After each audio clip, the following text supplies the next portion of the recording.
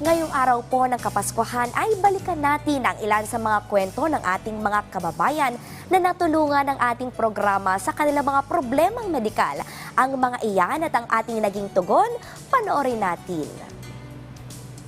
Ngayong araw ng Pasko, isa sa naging susi para muling maging masaya ang selebrasyon ng ating mga kababayan na may mga karamdaman ay ang naging pagtugon ng ating programa sa kanilang mga pangangailangang medikal.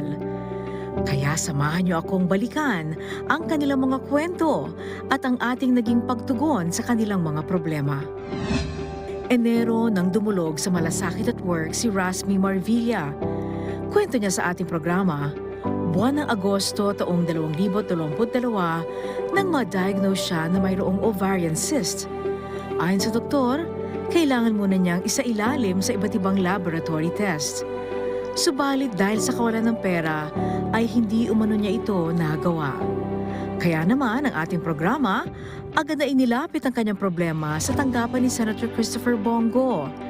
At ang kanyang hiling, agad namang tinugunan ng tanggapan ni Senator Go.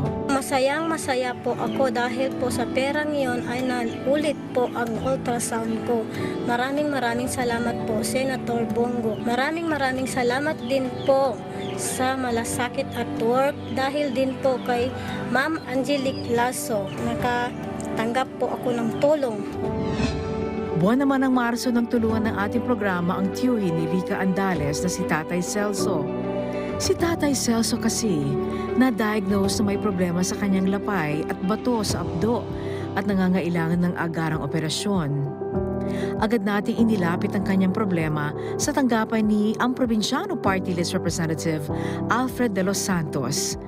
Nung araw din na yon ay agad na nagpadala ng financial assistance si Congressman de los Santos kay Rica para madala na sa ospital si Tatay Celso.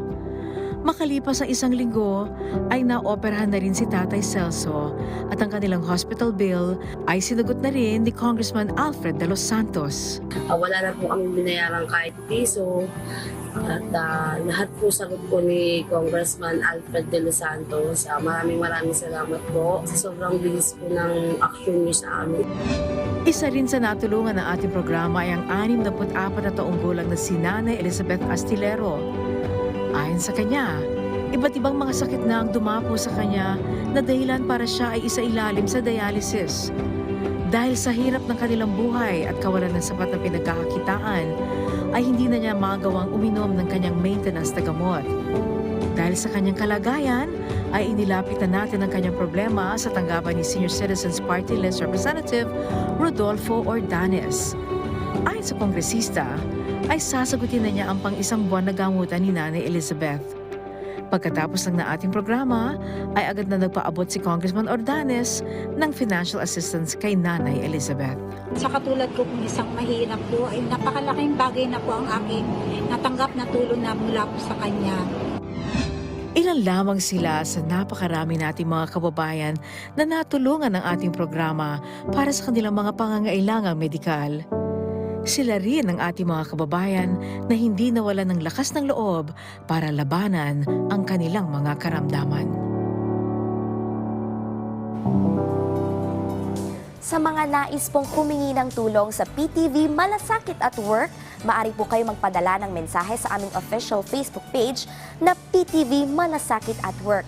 Maaari po kayong mag-message sa amin sa PTV at Work o malasakitatwork@gmail.com. Muli, ang tunay na malasakit ay laging at work.